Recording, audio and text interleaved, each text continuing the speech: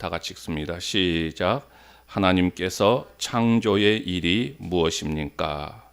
여기에 대한 성경적인 답변입니다. 시작. 하나님께서 창조하신 일은 엿새 동안에 아무것도 없는 중에서 그분의 능력 있는 말씀으로 만물을 지으신 것인데 하나님의 보시기에 모든 것이 매우 좋았습니다. 아멘. 자, 우리는 지금 제 구문에서 이제 창조를 살펴보게 되는데요. 소요리 문답 전체 맥락에서 이 창조가 어떤 위치에 놓여 있는가 하는 것을 우리는 좀 볼 필요가 있습니다. 자, 창조는 크게는 하나님의 사역 안에 있다고 말씀을 드렸습니다. 하나님의 사역에는 크게 세 가지가 있다고 그랬죠. 계획, 창조, 섭리였던 것이죠. 여기서 또 하나님의 계획은 작정과 예정이었습니다. 그러니까 하나님의 계획 안에 작정이 있었습니다. 그리고 그 작정을 어떻게 실행해 가느냐 했을 때 거기서 나오는 것이 창조와 섭리였던 것이죠. 그러니까 하나님의 계획인 이 작정의 실행에서 창조와 섭리가 나오게 되어지는 것입니다.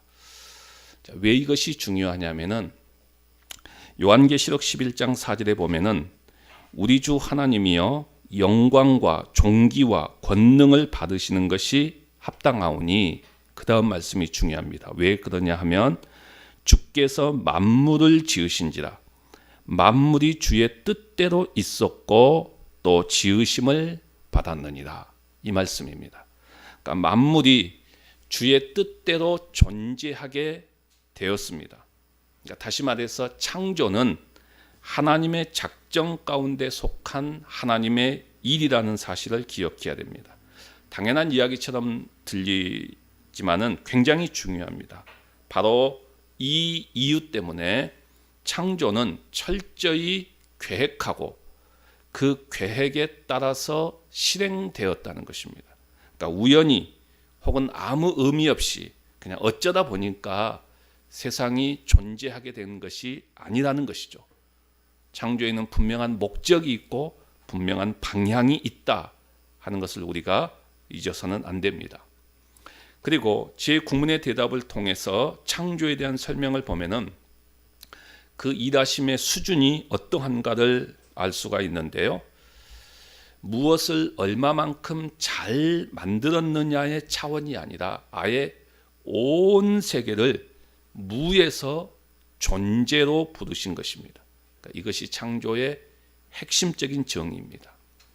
게다가 이 창조의 수단으로는 어떤 기술자들의 도움을 받거나 어떤 재료를 가지고 만든 것이 아니라 단지 말씀으로 창조하셨다라고 말합니다. 이어서 창조의 날에 대해서 언급하고 창조의 결과로 만드신 모든 것이 매우 좋았다라고 말합니다. 창조에 대한 이런 설명들 속에서 우리는 온 세상과 그 존재 자체가 하나님 앞에서 어떤 존재이고 또 어떤 지위를 갖고 있는지를 깨닫게 될 것입니다.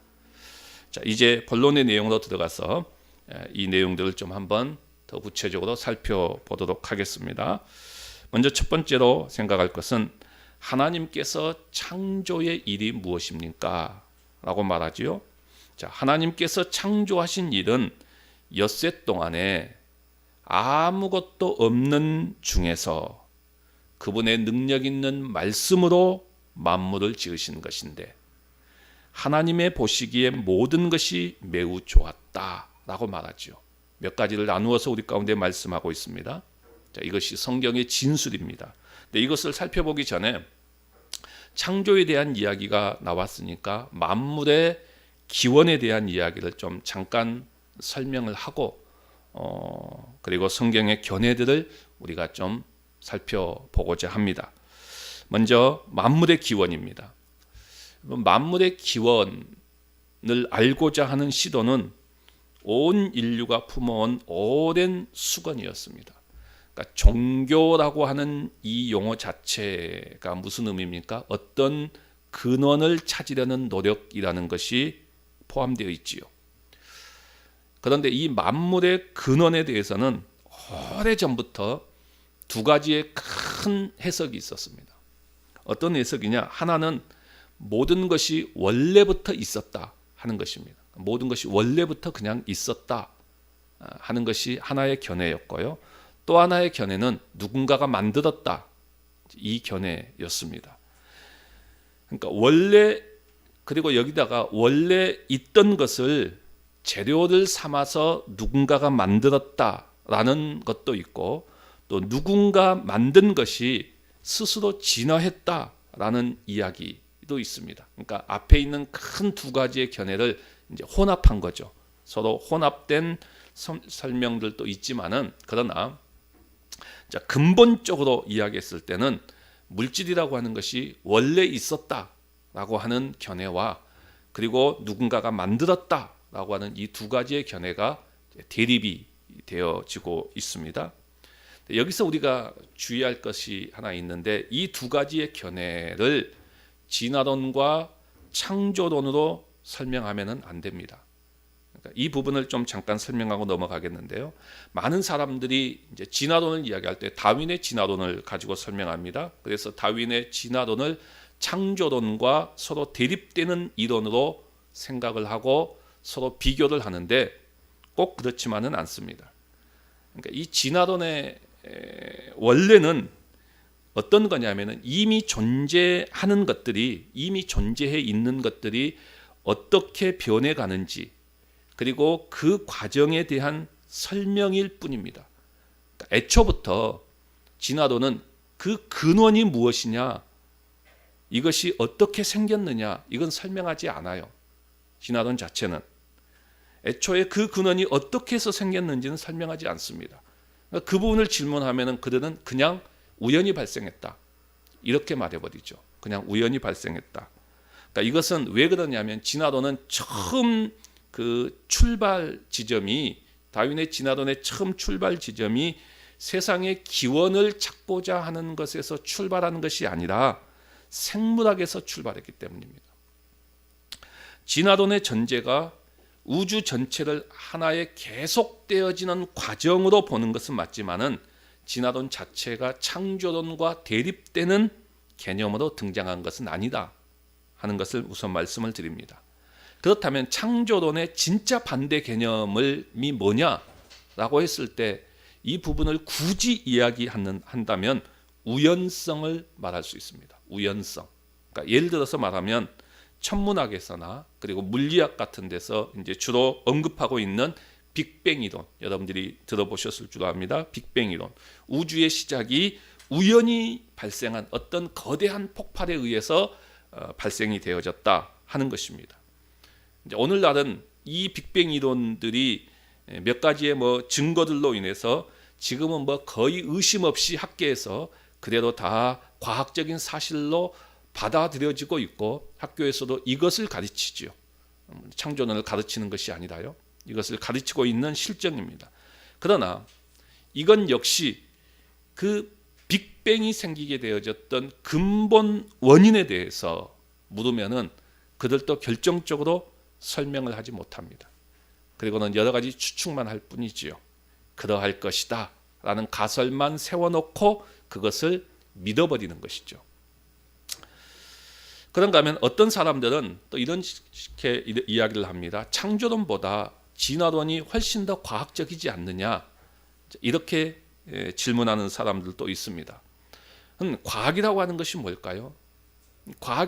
훨씬 더 그게 과학적이다라고 했을 때 질문을 하게 되면은, 과학이라고 하는 것이 뭔가 하는 것을 우리가 우선 봐야 되겠죠. 과학이라고 하는 것은 뭐냐 하면은 검증이 가능한 방법으로 얻어진 지식의 체계입니다. 그러니까 검증이 돼야 돼요.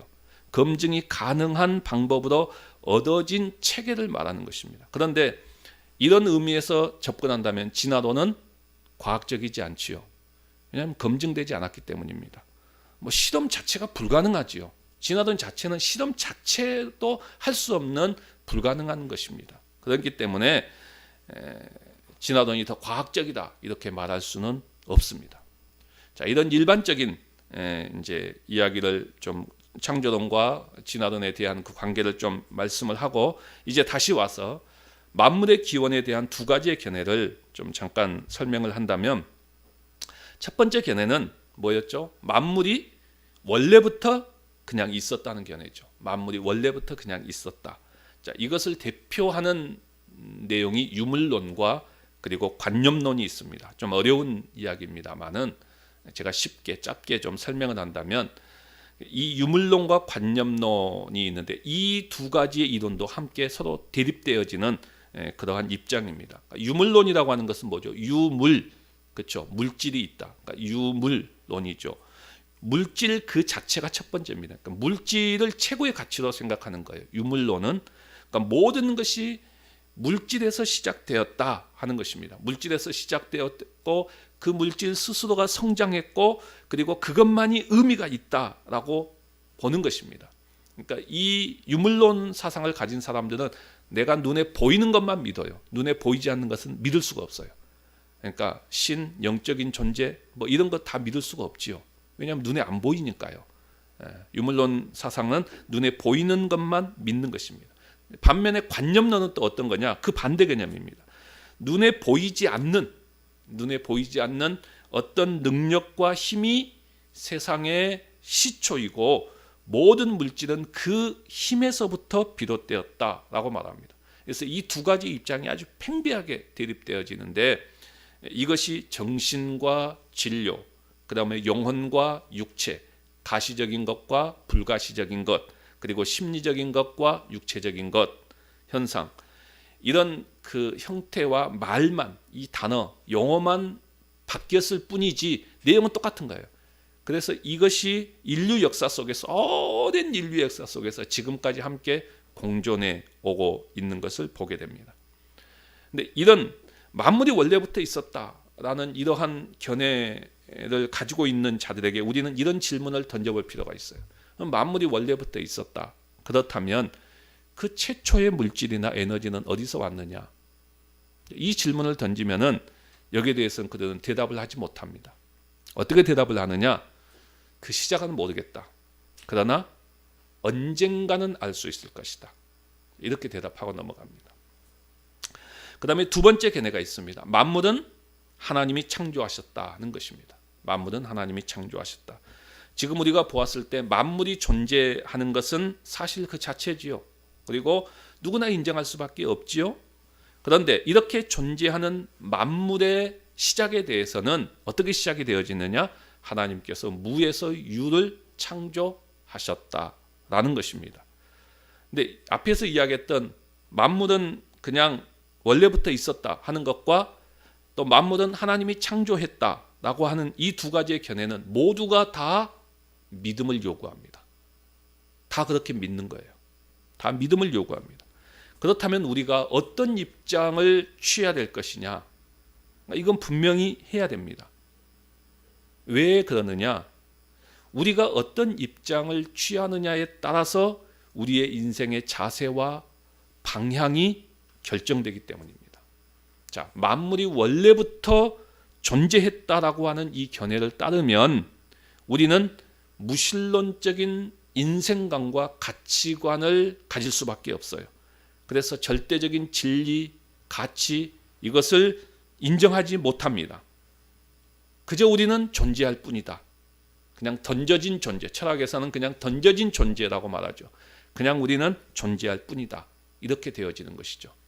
반면에 창조론의 사상에 입각한 성경적인 견해를 따른다면 하나님의 작정 가운데 창조가 있고 그리고 그 결과로 만물이 있고 나도 그 안에 있는 것입니다. 따라서 만물은 그 존재 목적이 있고 하나님의 뜻이 곧 이 세상과 만물의 절대적인 기준이 되고 척도가 되어진다는 것입니다. 그러니까 이렇게 만물의 근원에 대해서 어떤 입장에 서느냐에 따라서 많은 것이 달라집니다. 많은 것이 달라져요. 그리고 그 핵심은 역시 사람의 주된 목적으로 돌아가게 되어지는 것이죠. 그런 부분에 있어서 우리가 어떤 입장을 취하느냐 하는 것은 굉장히 중요한 것입니다. 그래서 우리는 뭐 이미 성경적인 견해를 믿음을 다 가지고 있기 때문에 제가 이런 그 만물의 기원에 대한 개괄적인 이야기를 하고, 자 이제 이 만물의 기원에 대한 성경적인 견해를 좀 살펴보도록 하겠습니다. 이 제9문 소요리 문답에서 이야기하고 있는 이 내용을 우리가 좀 한번 보도록 하겠습니다. 거기에 보면은 첫 번째로 어떻게 이야기합니까? 6일 동안에 창조했다 이렇게 말하죠. 6일 동안에 창조했다. 자, 6일이라고 했을 때 이 6일이라고 하는 시간이 과연 어떤 시간이냐? 다시 말해서 하루, 성경에서 창세기에서 6일 만에 창조했을 때 첫째 날, 둘째 날 나올 때 그 첫째 날 1일이 얼마가 1일이냐? 지금 우리가 살아가고 있는 24시간 이것이 1일이냐? 아니면은 다른 기간이냐? 하는 이 문제에 대해서 아직까지도 팽팽한 견해들이 있습니다. 여기도 이제 크게 두 가지 견해가 나오는데요. 원래 이 창조 이런 이야기 하게 되면 좀 이렇게 어려운 내용이 나올 수밖에 없어요. 그렇지만은 여러분들이 뭐 그래도 한 번쯤은 들어놔봐야 돼요. 이게 뭐 다 기억은 못하겠지만은 한 번쯤은 그래도 한번 들어봐야 되는데, 제가 지금 이 부분들을 그 길게는 할 수 없기 때문에 굉장히 짧게 핵심만 딱 이야기를 하는 건데요. 이 날에 대한 이 부분도 이제 크게 두 가지 견해가 있습니다. 그러니까 하나는 장기 연대설, 말 의미는 쉽게 알겠죠. 장기 연대설이죠. 연대설. 그 다음에 또 하나는 문자적인 날. 이 두 가지의 견해가 있습니다. 먼저 장기 연대설을 보게 되면은 장기 연대설이라고 하는 것이 뭐냐라고 했을 때 여기도 두 가지로 또 나눕니다. 장기 연대설 안에도 하나는 지질학적인 일일설, 지질학적인 일일설이 있고, 또 하나는 갭을 가진 문자적 일일설. 말이 굉장히 어렵습니다. 자, 지질학적 일일설이 뭐냐? 이걸 쉽게 이야기하면은 창조의 날을 지질학적으로 구분하는 것입니다. 그러면 지질학적인 구분이라고 하는 것이 뭐냐라고 했을 때 지질학에서는 무생대, 그 다음에 시생대, 원생대, 고생대, 중생대, 신생대, 뭐 이걸 다 설명하려면 시간 없고요. 이렇게 6가지 시대로 구분하는 거예요. 지질학에서는 시대를 그렇게 6가지 시대로 구분하여 무생대, 시생대, 원생대, 고생대, 중생대, 신생대, 이렇게 6가지 시대죠. 근데 창조가 며칠 만에 이루어졌습니까? 6일이지요. 그러니까 6일 만에 이루어졌으니까 이 6일과 지질학적인 이야기하고 있는 이 6시대, 이게 동일한 걸로 보는 거예요. 동일한 걸로. 그러니까 한 날은 뭡니까? 한 시대를 말하죠. 그러니까 6일은 6시대를 이야기한다라고 하는 거예요. 자, 그래서 이 이론에 의하면 저녁이 되고 아침이 되니 이는 첫째 날이다라고 했을 때 저녁이라고 하는 이 의미가 뭐냐라고 했을 때 옛 시대를 말한다는 거예요. 예컨대 무생대. 그 다음에 아침이 되니 이것은 시생대. 이렇게 한 시대가 이 한 시대를 말한다라는 거예요. 하루가 첫날, 둘째 날 이런 것들이. 그 다음에 또 하나 갭을 가진 문자적 일일설은 뭐냐면은 예컨대 1일이 있고 2일이 있어요. 첫째 날이 있고 둘째 날이 있습니다. 첫째 날과 둘째 날 사이에 갭이 있는 거예요. 갭이 있는 겁니다. 이제 왜 이렇게 맞추려고 하냐면 과학자들이 지구의 연도가 몇 년도 됐느냐 뭐 해서 뭐 다양한 이야기를 하잖아요. 근데 성경에서 우리가 이야기하는 1일을 24시간으로 잡고 계산을 하면은 안 맞는다 이거예요. 자기들이 설명상으로는 안 맞는다 이거죠. 그러니까 이것을 맞추려다 보니까는 이런 뭐 학설들이 많이 나오게 되어집니다. 그러면 우리는 어떻게 보느냐? 1일을 24시간으로 봅니다. 지금 문자적인 1일로 보는 거예요. 우리가 살아가는 하루, 이게 1일인 거예요. 그래서 하나님은 6일 만에 창조했다라고 말하고 있는 것입니다. 자, 그 다음에 두 번째는 6일 동안에 창조했다라고 말하고 그 다음에는 아무것도 없는 중에서 창조했다 이렇게 말하죠. 아무것도 없는 것에서 창조했다. 그러니까 성경에서 말하는 창조의 핵심은 무에서 유로입니다. 그러니까 무에서 유로의 창조라고 하는 것은 에너지 보존의 법칙을 초월해버리는 창조입니다. 그러니까 물질이든 에너지이든 그것이 처음에는 아예 없었는데 하나님께서 창조하셨다는 것입니다. 에너지 법칙이라고 하는 것은 에너지가 있는 상태에서 그 법칙이 적용되는 거잖아요. 그런데 하나님의 창조는 이 모든 에너지 법칙을 초월해버리죠. 그러니까 그것들조차도 없는 것 상태에서 하나님께서 창조하셨다는 것이죠. 그러니까 이것은 곧 하나님께서 물질계를 초월해서 창조하셨다는 말이기 때문에 전능자 하나님밖에 없다라는 것입니다. 그래서 하나님은 절대자가 되시고 전능자가 되시고 주권자가 되시고 창조주 하나님이라고 부르는 것입니다. 로마서 4장 17절에 보면은 하나님을 설명하면서 이렇게 말합니다. 없는 것을 있는 것으로 부르시는 이시니라. 없는 것을 있는 것으로 부르시는 이시니라. 그러니까 이것이 사람들이 무엇을 만드는 것과의 근본적인 차이이죠. 사람들은 뭐 만들 때 어떤 재료를 가지고 연구하고 만들지만은 하나님은 완전 무에서 모든 것을 만드셨습니다. 우리가 눈을 들어서 보는 해와 달과 별들, 그리고 무수한 별들도 이루어진 은하계, 그리고 넓고 넓은 이 땅과 바다와 그 가운데 있는 모든 만물 다 하나님께서 만드셨는데 무슨 재료를 가지고 만드신 것이 아니라 아무것도 없는 가운데서 새롭게 만드신 것입니다. 그 다음에 세 번째는 뭐라고 이야기합니까? 그분의 능력 있는 말씀으로 만물을 지으셨다라고 말하죠. 어떻게 아무것도 없는 무에서 유를 창조할 수 있었느냐? 그 수단이 뭐였냐? 능력 있는 말씀이라는 것이죠. 그래서 시편 33편 9절에 보면 이렇게 이야기합니다. 저가 말씀하심에 이루었으며 명하심에 경고히 섰도다라고 말하죠. 그러니까 사람들이 무엇을 만드는 것을 보면 정말 대단합니다.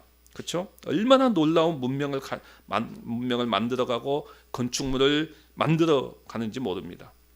그런데 사람들은 이것들을 행할 때에 기존에 있던 것을 보고 연구하고 창안해내고 모방을 합니다. 하지만 하나님은 아무것도 모방하지 않고 말씀으로 만드셨습니다. 이것이 창조입니다. 그렇기 때문에 이 창조는 하나님의 능력과 지혜가 무궁하신 것을 우리에게 알게 해준다는 것이죠. 히브리서 11장 3절에 보시면 이렇게 이야기합니다.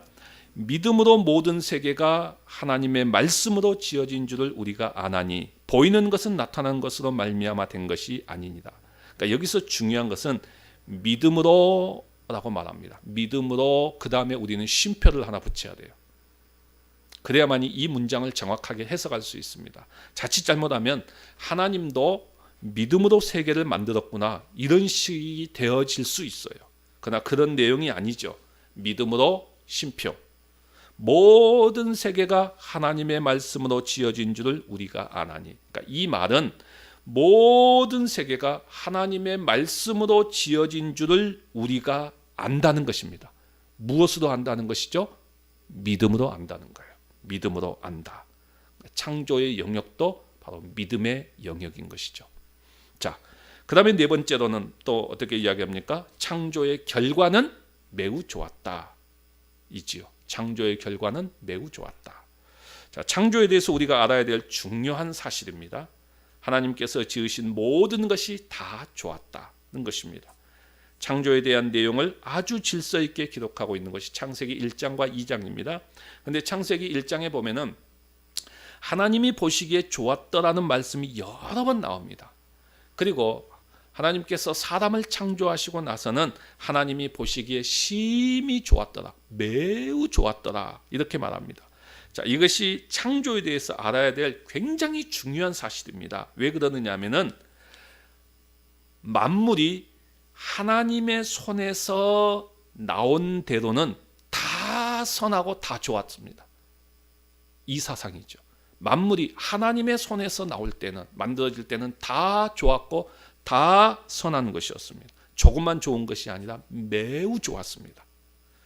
이것이 아주 중요한 사상인데 왜 그러느냐? 사람들이 하는 큰 오해 가운데 하나가 있는데 무슨 오해를 하냐면은 세상의 악은 물질에서 비롯됐다라고 생각합니다. 세상의 악은 물질에서 비롯됐다. 육체, 즉 사람의 몸에서 온다라고 생각합니다. 그래서 물질을 죄악시하지요. 물질을 죄악시합니다. 반면에 사람들의 정신은 조금 더 고상하다라고 생각합니다. 물질은 죄악시하면서 사람들이 속에서 나오는 이 사람들이 가지고 있는 정신은 좀 더 순수하고 고상하다고 생각하지요. 그러니까 우리의 몸에서 모든 죄가 나온다라고 생각합니다. 그러니까 이런 생각들이 점점 발전하면서 하나의 이론을 형성하게 되는데 그것이 뭐냐면은 철학적 이원론을 형성하게 되죠. 이런 사상을 갖게 됩니다. 그래서 이것이 사람들의 마음 깊이 자리를 잡게 되고 심지어는 기독교인들조차도 자리를 잡게 됩니다. 그래서 영혼은 선한 것이고 육체는 악한 것이다. 더러운 것이다 라고 생각합니다. 교회 안과 교회 밖을 구별하게 되어지지요.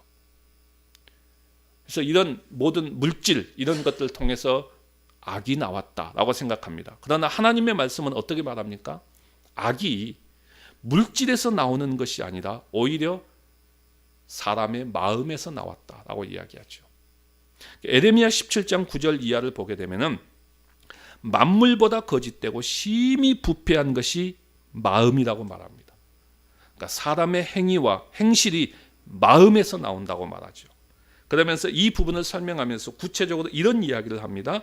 나 여호와는 심장을 살피며 폐부를 시험하고 각각 그의 행위와 그의 행실대로 보응하나니 불의로 치부하는 자는 자고새가 낳지 아니한 알을 품음 같아서 그의 중년에 그것이 떠나겠고 마침내 어리석은 자가 되리라. 자, 새 중에 이런 새가 있습니다.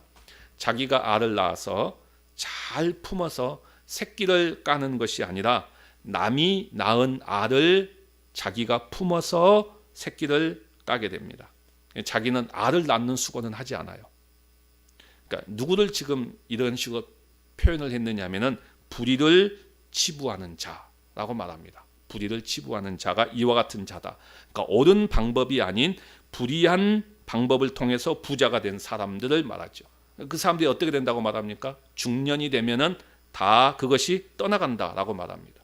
그러니까 처음에는 잘 벌어서 누리는 것 같지요. 그러나 중년이 되면은 그것이 다 날아간다는 것입니다. 그러니까 자기 새끼가 아닌 것을 품고 있으면은 그 새끼가 알에서 나와서 얼마 동안은 거기 있지만은 나중에는 어떻게 됩니까? 자기 어머니가 어머니로 여기지 않고 다 도망가 버린다는 거예요. 그러니까 남이 되어 버린다는 것입니다. 그와 같이 불의를 치부하는 자는 그 중년에 그것이 떠나겠고 마침내 어리석은 자가 되어질 것이다. 이렇게 말합니다.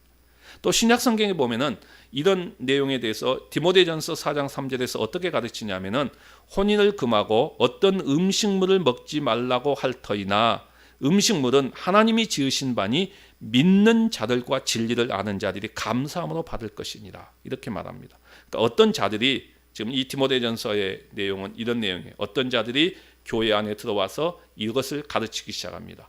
혼인을 하지 말라. 혼인을 하지 않는 것이 훨씬 더 거룩한 것이다 라고 가르치죠. 그러니까 이것이 이제 카톨릭에서 신부는 독신이어야 된다는 것으로 발전하게 됩니다. 그 다음에 또 음식물을 먹지 말라. 음식물을 먹지 않으면 않을수록 더 거룩한 것이다 라고 가르쳤던 거예요. 그러니까 이런 것들이 사실 오늘날 우리들이 뭐 이런 생각들을 하고 있는 것들이 뭐 생소한 것이 아니라 오래전부터 있었던 것들이에요.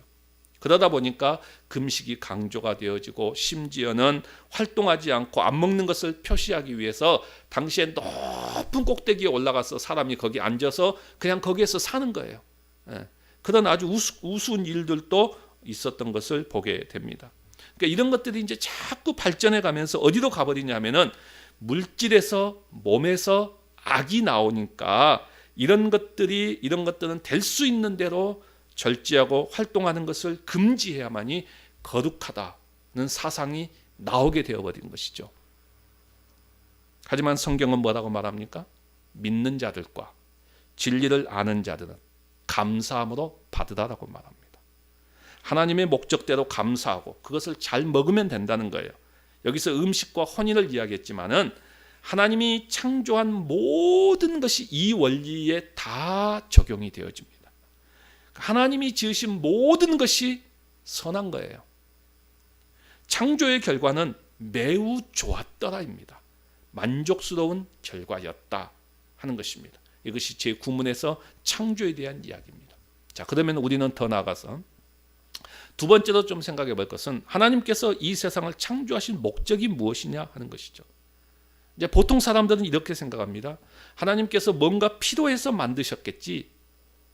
그러니까 왜 그러냐면은 사실 우리는 무엇인가를 발명하거나 만들 때는 필요에 따라서 만들지요. 써먹기 위해서 만듭니다. 그렇잖아요. 그래서 하나님도 그럴 것이다 라고 생각을 하는 거예요.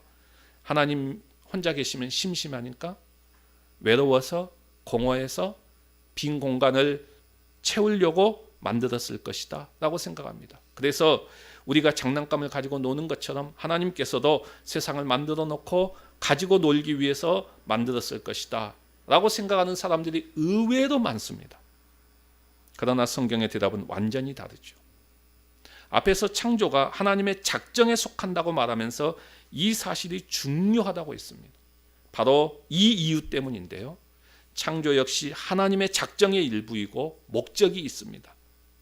그 목적 또한 작정의 목적과 동일합니다. 그것이 뭐죠? 하나님의 영광입니다.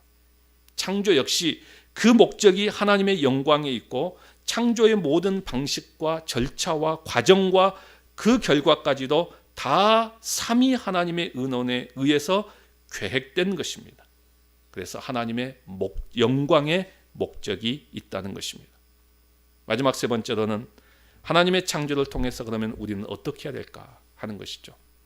성경은 로마서 1장과 그리고 시편 19편에서 이 창조된 만물 곧 하나님의 피조물을 통해서 우리는 하나님을 알 수 있어야 한다라고 강조합니다. 하나님을 알아가야 된다라고 강조하죠.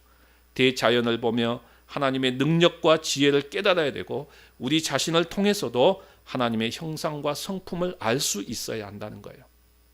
꼭 눈에 보이는 피조물이 아니더라도 하나님이 만드신 세상 속의 다양한 인간관계와 감정과 사랑 등 그리고 세상을 살아가며 배우게 되는 많은 지혜를 통해서도 우리는 궁극적인 목적이 뭐냐? 하나님을 알아갈 수 있어야 된다 하는 거예요.